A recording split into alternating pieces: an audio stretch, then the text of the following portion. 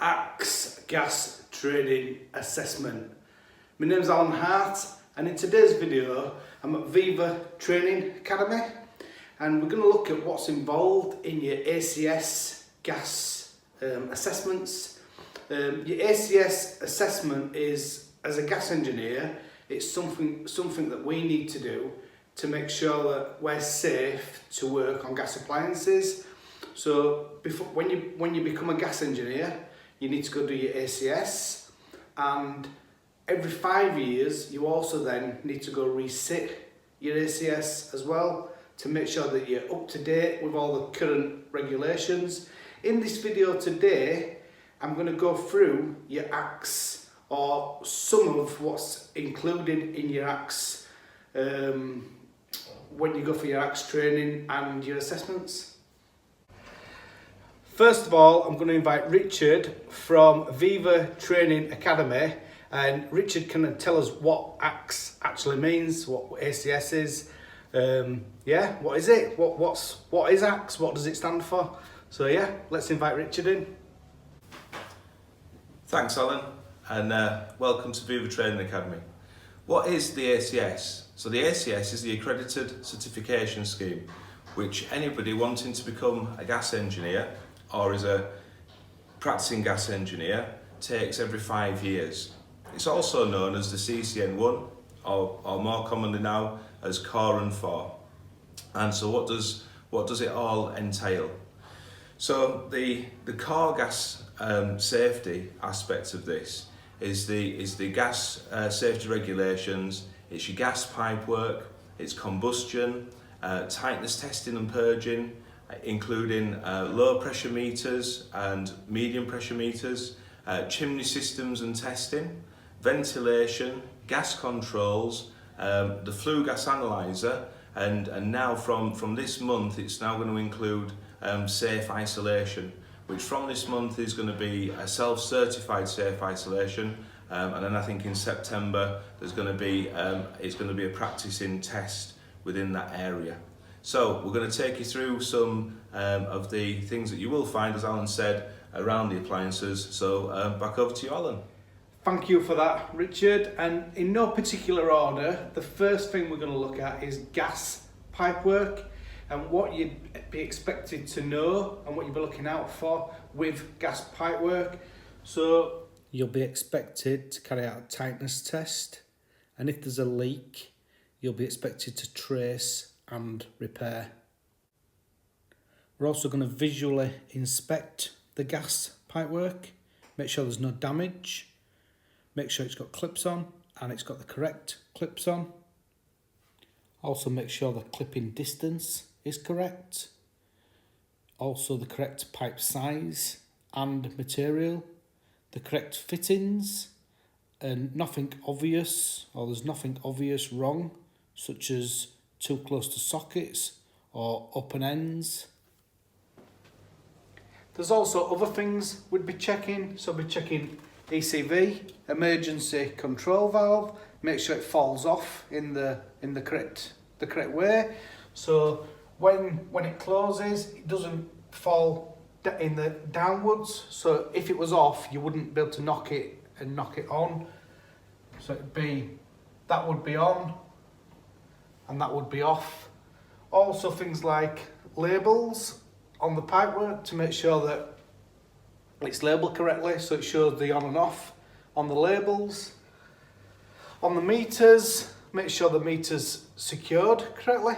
Also the label on the front for the emergency service, so if there were a gas leak, there's a number on there for the customer to be able to call if they had any issues with gas leaks, etc.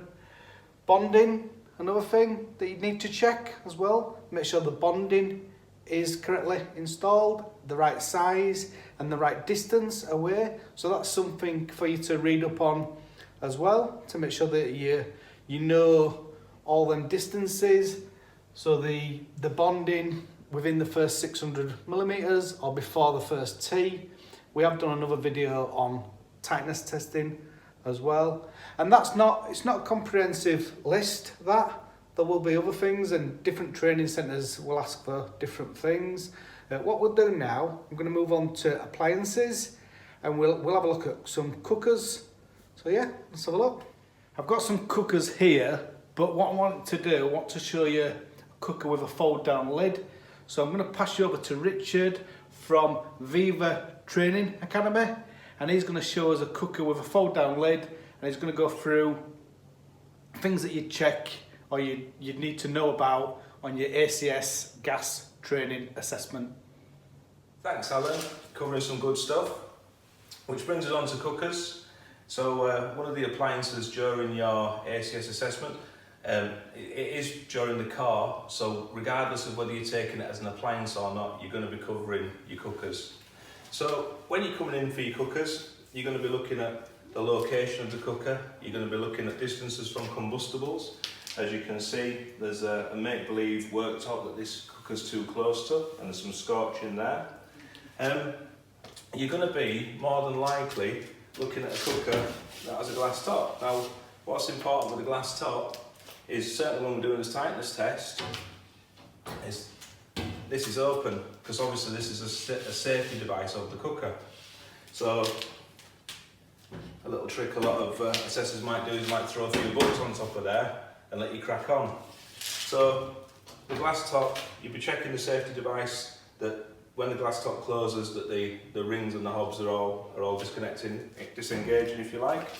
With the seals around the doors, it's something that's definitely a visual inspection. Make sure that it's all as it's meant to be and it's not going to spill or throw heat out and never get up to temperature. We're going to be looking at the safety cut-off. Certainly on the initial ACS reassessment, you're looking at the safety cut-off of the devices on the cookers, and then bringing you on to sort of the stability. So actually give it a shake. Is it stable?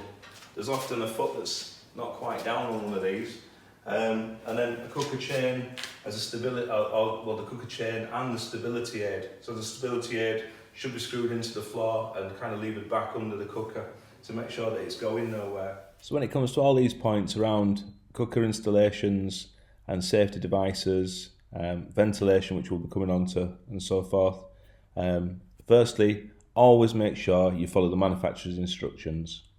They're the Bible. But then, here's some requirements from BS 6172. Cookers must not be installed in a bathroom or shower room. Cookers must not be installed in a bed sitting room of less than 20 metres cubed. That doesn't apply to single burner hot plates. Avoid sitting adjacent to windows or doors, and cookers for use on LPG must not be installed in basements below ground level. So ventilation requirements for domestic cookers. Ventilation requirements for domestic cookers should comply with the British Standard BS 5440 Part 1 2008 Fluid and Ventilation. This includes any room containing a gas cooking appliance must have ventilation direct to outside via an openable window or other opening such as a hinged panel or louver.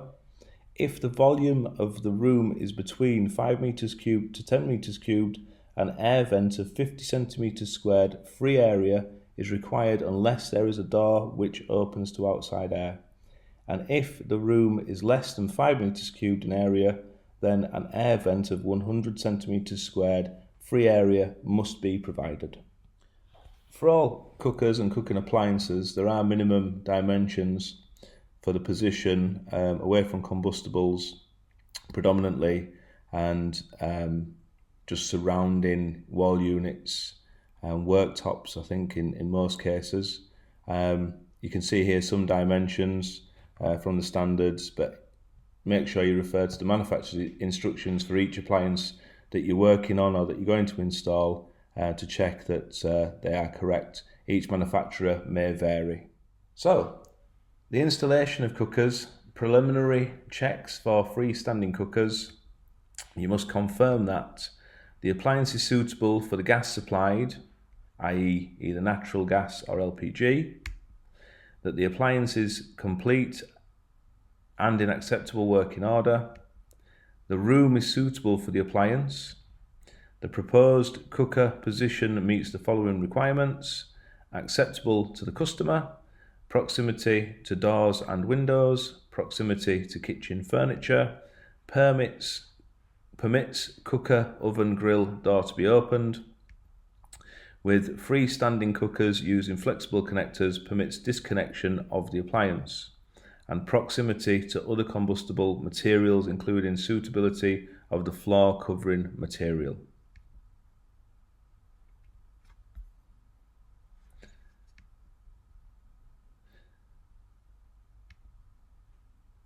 So that the room ventilation should comply with the requirements highlighted in the previous slide.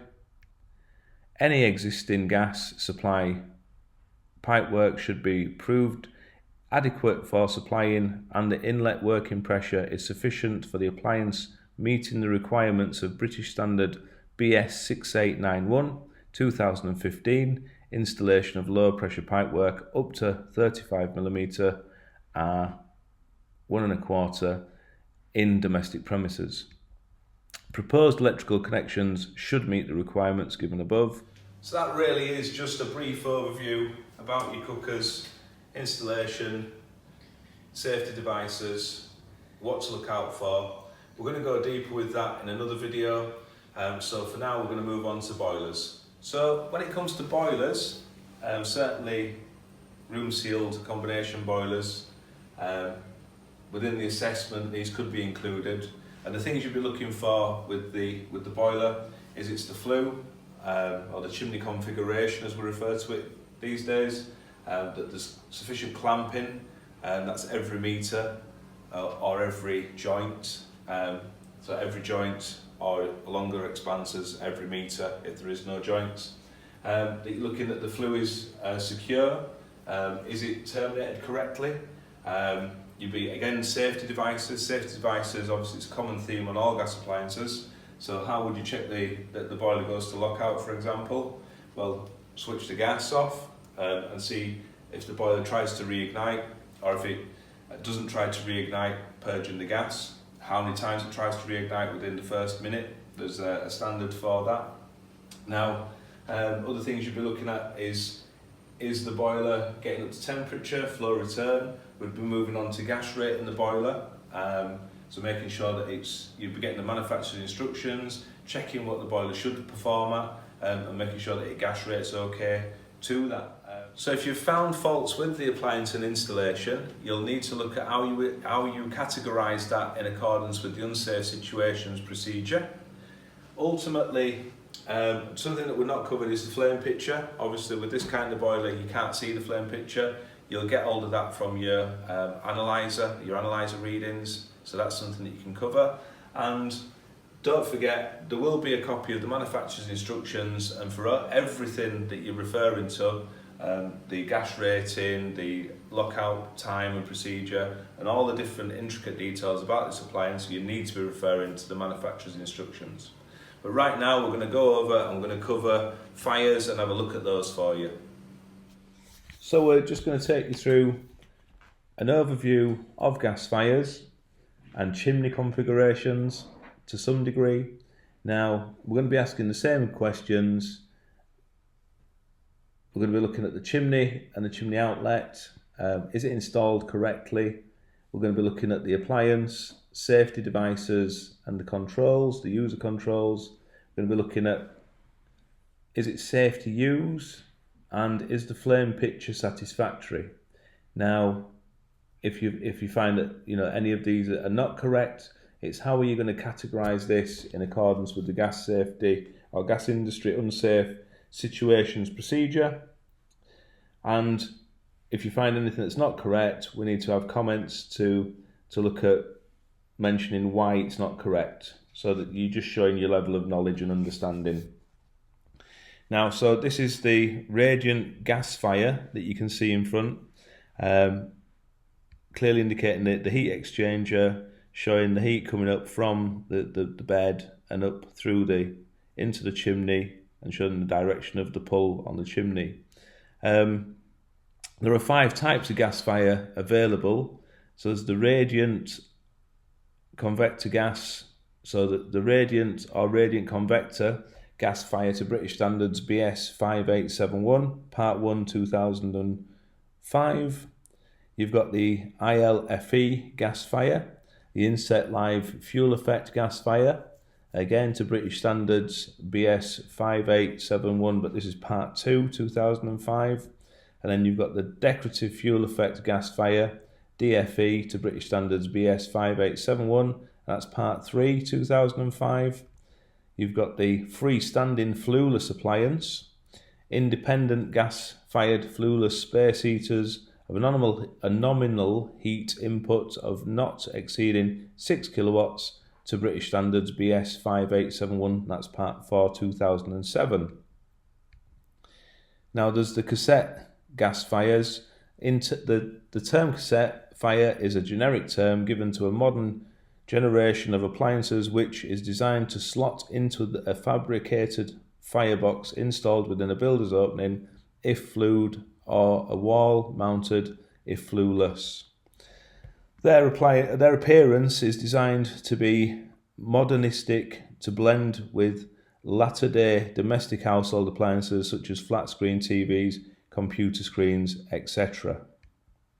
Now, the radiant convector gas fire.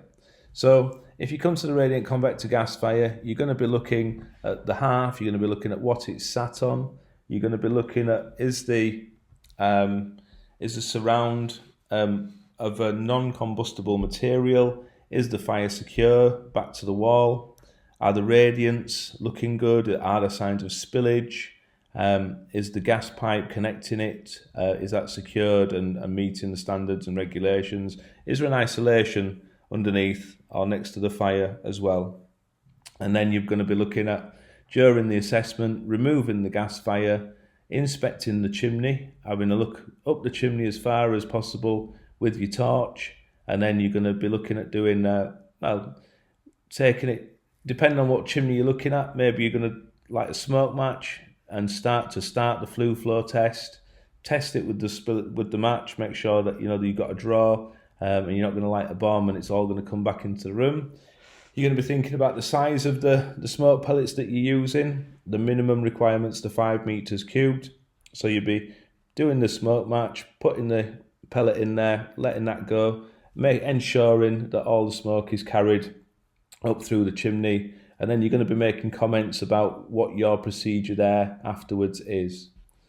You're looking at all the rooms connected, all the interconnected rooms, doors, windows shut, etc, etc. From there, you're going to be, provided the chimney passes, you've got to think about how long you're allowed to light it with a blow lamp, or warm it with a blow lamp rather, those sorts of things. And then if the chimney passes, you're going to be looking to put the fire back together into the chimney, opening, lighting the fire, and looking at doing a spillage test to make sure that it's going to pass a spillage test.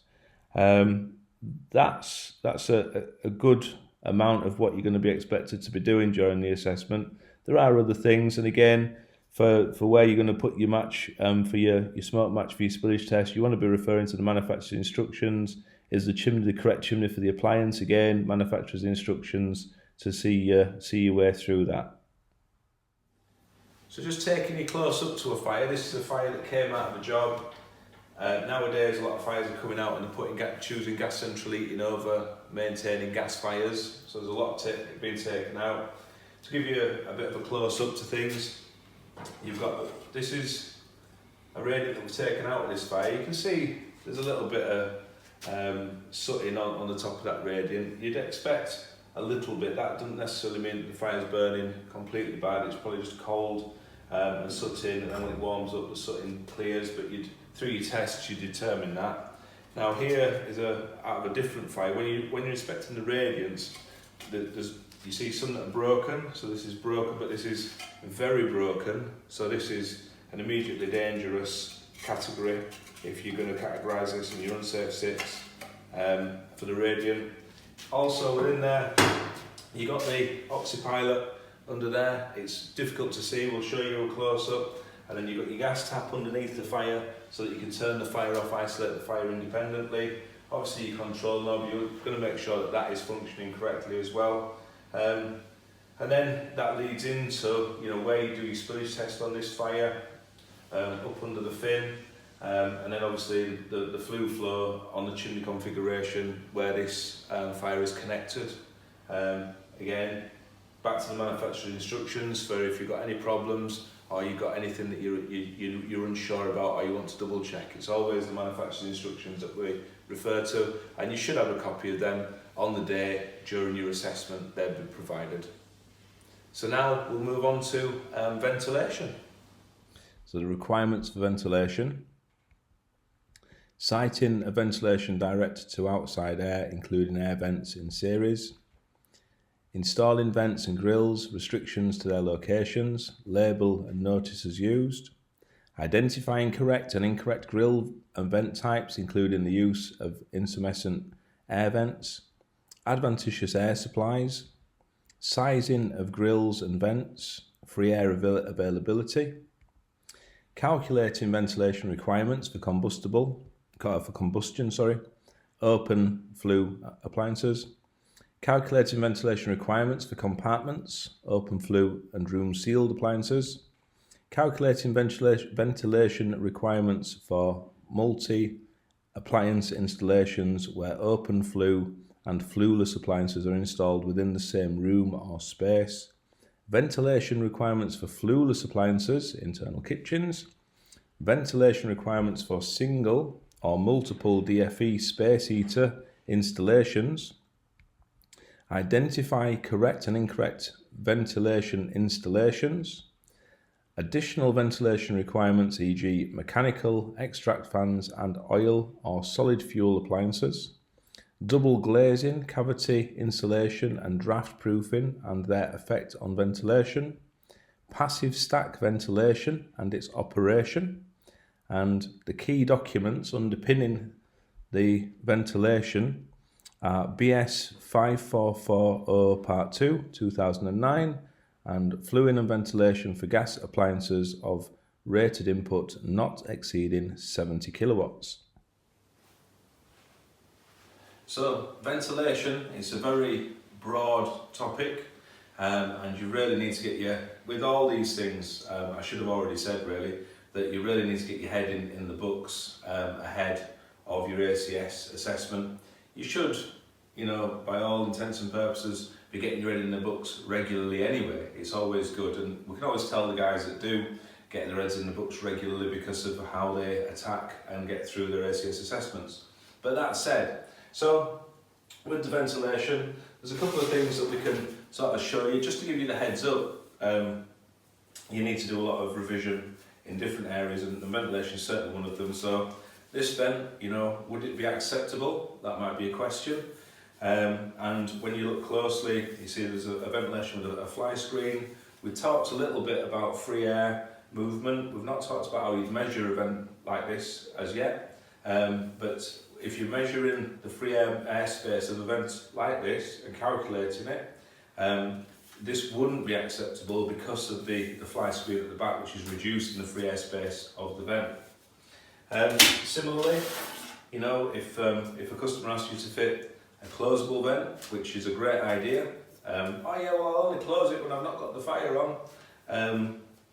It's simply not allowed, because when it's drafty outside, if they've got a vent on like this, and they do have the fire on, you will find that they will close the vent, and that's why this type of vent isn't acceptable, if you like. But then we do go to properties, as you all know, there's cling film over the vents and socks stuffed in them and all the rest of it, but there's certainly not, if there's a vent there, it needs to be open at all times to allow the space. So the air brick. So we've got to be able to calculate the free air space of the air brick. When we're doing this, people come to it and say, oh yeah, I remember this. It's just you measure the square area and then you times it by the number of holes. But what you must remember is where the holes are smaller in the back of the air brick, that's where you need to be measuring. It's the smallest space, not the largest space at the front. So it's the small space at the back, and then you do multiply that by however many holes, and that does give you free air space for that kind of a brick. With the louvered vent, obviously let's pretend for a minute that this didn't have the fly screen on the back, and it might be acceptable. The way that we'd measure this is to take your measure, and you're going to go at an angle, because it's the angle of the air vent is the actual space that we class as the free air space. So you're going to cross the louver, measuring that distance, and then the width of the opening, if you like, and then multiplying that by the number of vents there is there. But again, that's not acceptable because of the fly screen. So that's an overview on ventilation. Obviously, on your pre-ACS training, you would go deeper, and we're going to do some videos that's going to help you with that ahead of your visit to the centre anyway. So now we're going to go over to some pipework faults. So here we are to look at some pipework faults, common pipework faults. This isn't an exhaustive, look at pipework faults. It's to give you just a bit of an insight. Some pipework faults that you should be aware of by now. If you're coming for a reassessment, if it's an initial, then you hopefully you'll have covered them by now, or look out for these. You'll become familiar with them. So something that's well, they're all no-nos. There isn't any better pipework fault than another. But an open end, as you can see at the top just here, that's if that's the gas meter's turned off in the property and there's an open end somewhere under the floor in the middle of the house, and anybody could turn the gas meter on and just gas just comes flowing out of the open end. Anything could happen. That could be like from a major disaster to a major disaster really. So that's something that we really want to avoid, And so plastic fittings are absolutely not compatible. They're not within any regulations of use for gas pipe work in accordance. And so here, again, we've got another open end, but down here, we're looking at pipe work. I'll turn this. It's pipe work going through what we've made to be a wall. It could be a cavity, single wall. The pipework's got to be sleeved. So here you've got sleeved and not sealed. It needs to be sealed at the most appropriate end. So by the most appropriate end, if the pipework's going through to outside, you think, well, seal it on the inside because that's the most appropriate side, and then any gas, if it did escape into the pipe, would go to the outside.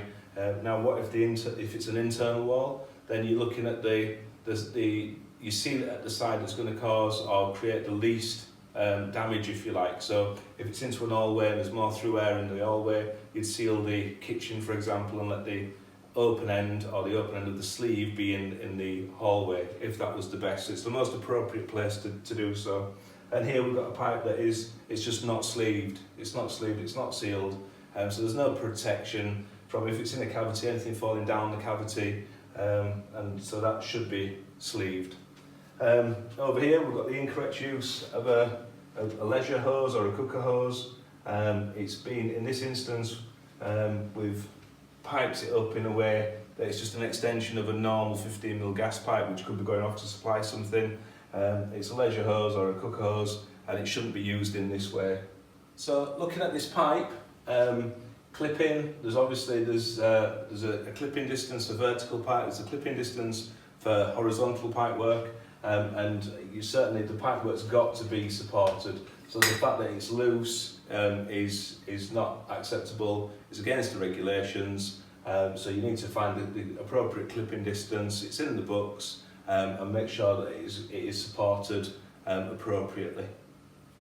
And so up here again, we've got a gas pipe work that's running too close within an electrical socket. So the distance for uninsulated gas pipe is at least 25mm away from an electrical socket. That includes switches, that includes electrical wires.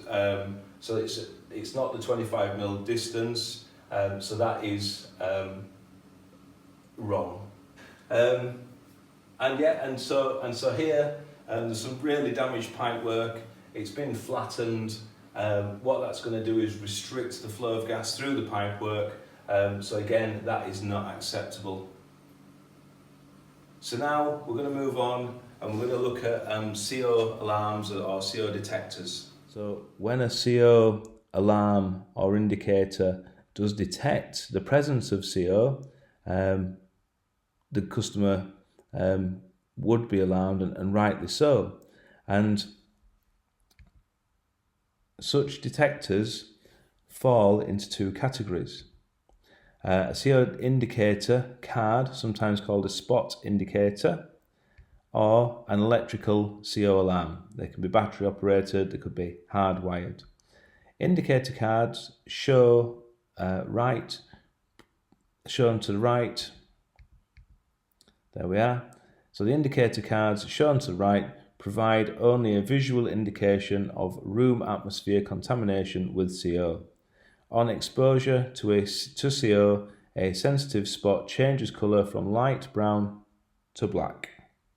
Electrical CO alarms provide both a visual and audible indication of excessive CO levels in a property and are either battery powered or mains powered. Okay, so the thing to be mindful of is, as you can see from the carbon monoxide detector, the spot detector, it says at the bottom, replace every 90 days. So this particular version or brand is only effective for 90 days, and it must have the date written on it when it was placed on the wall. If it doesn't have the date written on it and you enter this property for whatever reason, and you see that there's no date on it, then that CO detector is useless. So if you enter a property and that carbon monoxide detector has no date on it, then it must be replaced immediately.